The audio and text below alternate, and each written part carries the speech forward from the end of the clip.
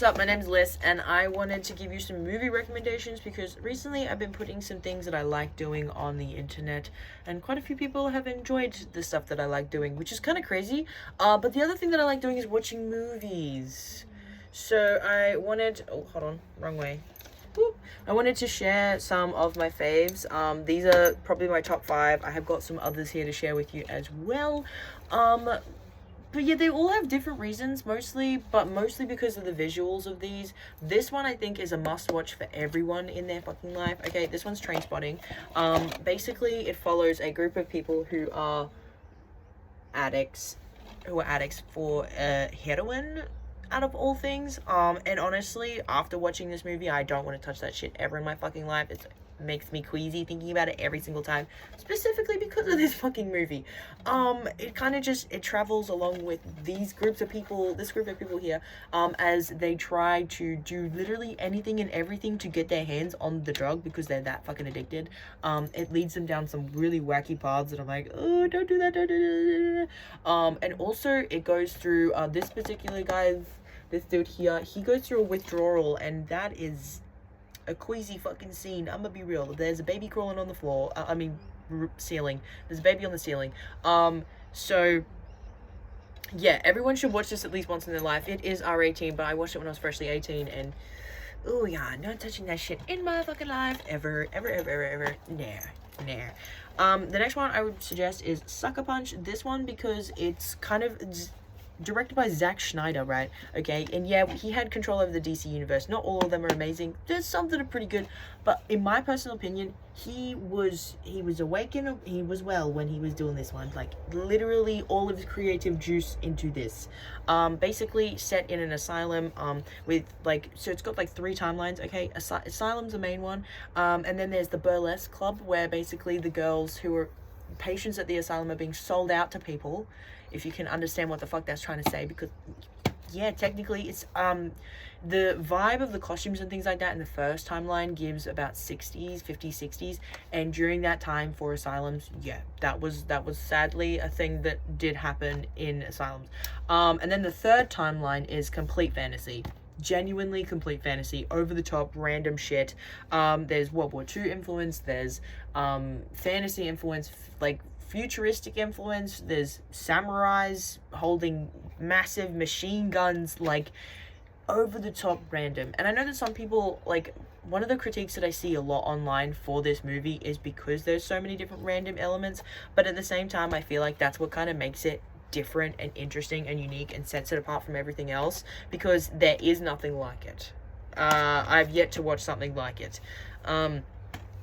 The next one I would recommend is Tokyo Drift out of the Fast and Furious series, because I feel like after number 5 it kind of just, I don't know what they were doing. Like, they just were like, ooh, let's switch from like street racing, low level crimes to big boy international crimes. Like, we got kind of a little bit out of hand after number 5, but number 3 I think is visually really, really cool. Costuming, cars, everything, the lighting and everything like that they chose for this movie was like fucking impeccable. I feel like they also didn't actually understand where they were going to take this like movie. It's kind of a little bit out of pocket and random compared to the rest of them, and that's where they tried to incorporate it back into the series back in number 7. I think it's number 7 that they like try and revisit this.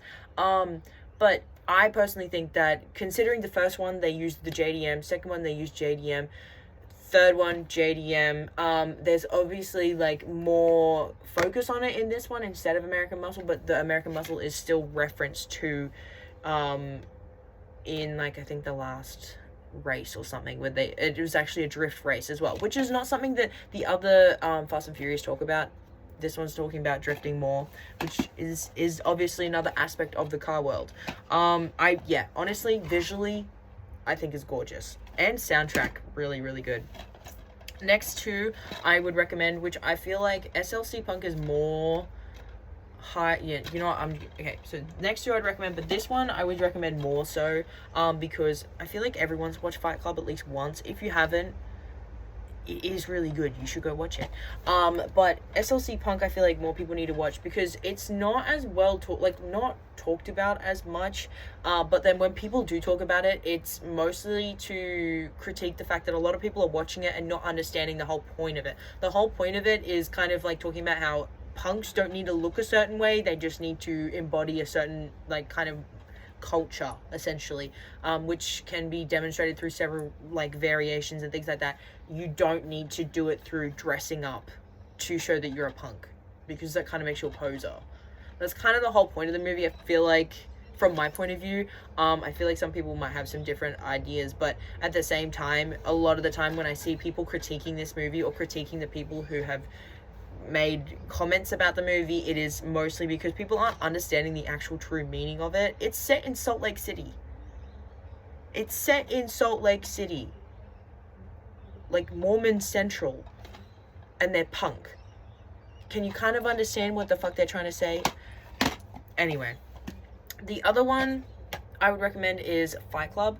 Fight Club is honestly, it's about a guy who really wants to get out of the 9-to-5, and instead of giving himself permission to do so, his brain creates something that allows him to do it, essentially. Instead of consciously allowing him to give himself to leave, like permission to leave this 9-to-5, his brain subconsciously gives him a reason and an excuse. So yeah, I think it's honestly really good. I'm not going to tell you too much else from that because it kind of spoils the whole like twist of the story, I think. Especially with the ending. The ending is insane, and Where Is My Mind by the Pixies kind of went a little crazy after this movie, I think. But at the same time, that particular song is used in so many of the fucking movies that I'm literally suggesting you right now. It's also used in this one, I'm pretty sure. Just a different rendition. I'm pretty sure Emily Browning, the main character, Miss Girl here, Miss Ma'am, she sings the version of Where Is My Mind for Sucker Punch, I think. Correct me if I'm wrong. But same kind of shit for this one. The ending song is Where Is My Mind by the Pixies. Soundtrack is actually pretty good in this one, but it's a very interesting concept that has been like visited in a couple different movies, but I feel like it doesn't get revisited as much now in newer movies. In newer movies, I feel like we've got like a set format that we're just not breaking at the moment. We need to break it a little bit more. Another movie I'd recommend is Fear and Loathing in Las Vegas. Again, another drug one. But it's got Johnny Depp in it, and basically bro is supposed to go on a business trip, a business convention, and he decides that let's take a massive suitcase full of drugs with us, of literally everything, and they go to Las Vegas and they trip balls for like 3 or 4 days.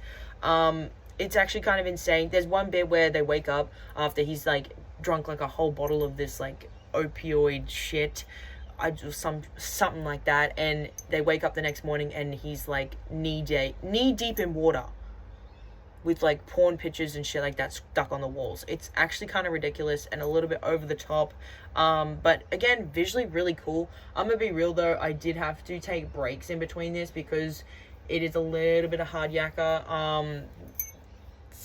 Look, I got ADHD, okay? So if it's not interesting all the time, I do need to take breaks from movies. This movie I did need to take breaks from because there's just points in time where they're just literally just tripping balls for like for 10 minutes. Just videos of them tripping balls. So it's like little bit of hard yakka, not as much talking and things like that, not as much action.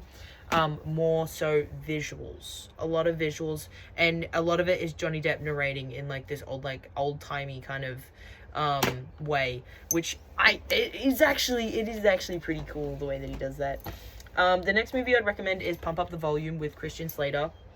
This is not talked about as much as I would hope it would be, because it's really good. Like, if you want like a revolution movie set in a high school, Pump Up the Volume. I give you Pump Up the Volume. Basically, Broski is he plays a radio host, an anonymous radio host by the name of Happy Harry Hardon, and he starts a revolution in his high school.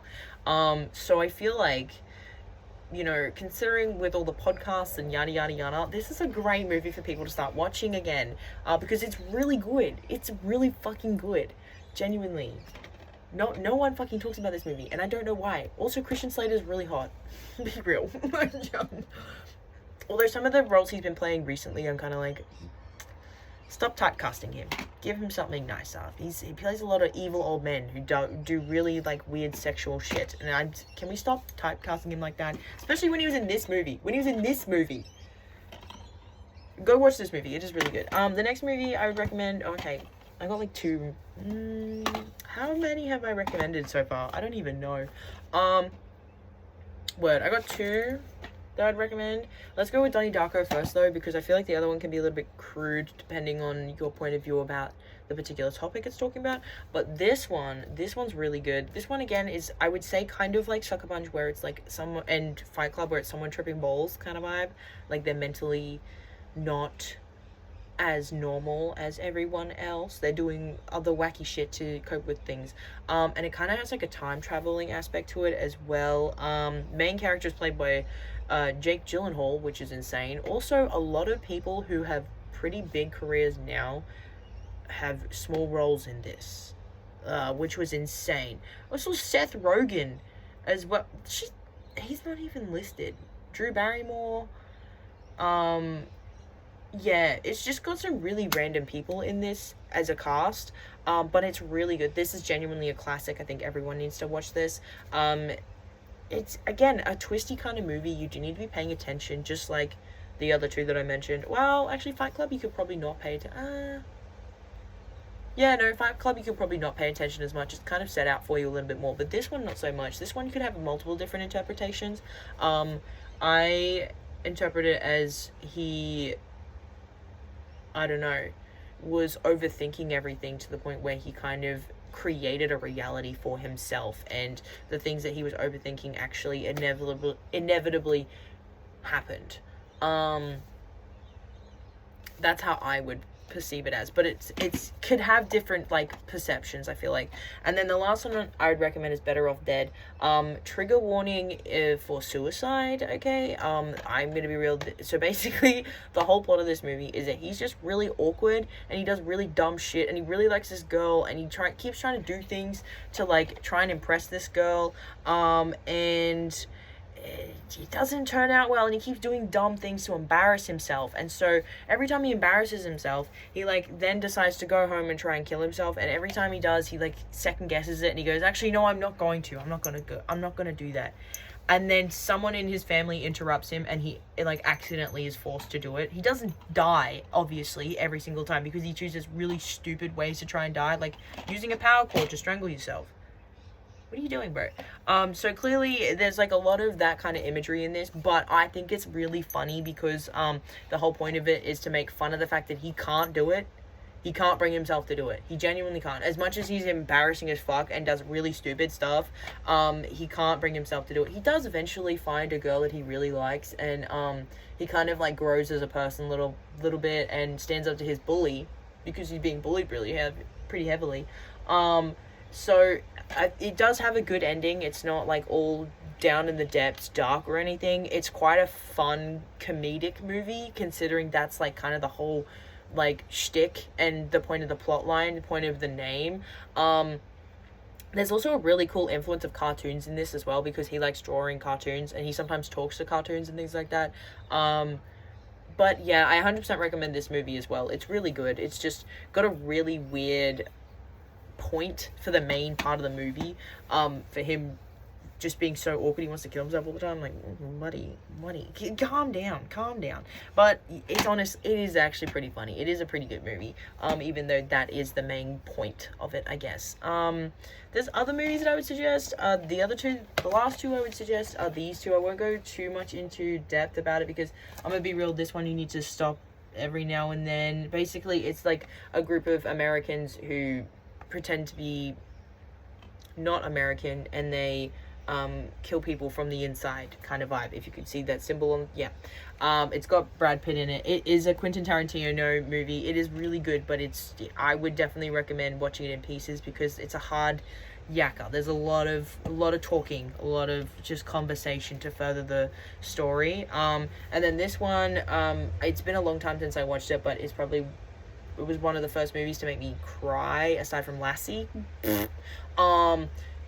And I think this is also a classic as well. You need to watch it. It is only PG, even though there's like a whole bit where this lady like full dies in the middle of the movie, which made me cry my eyes out.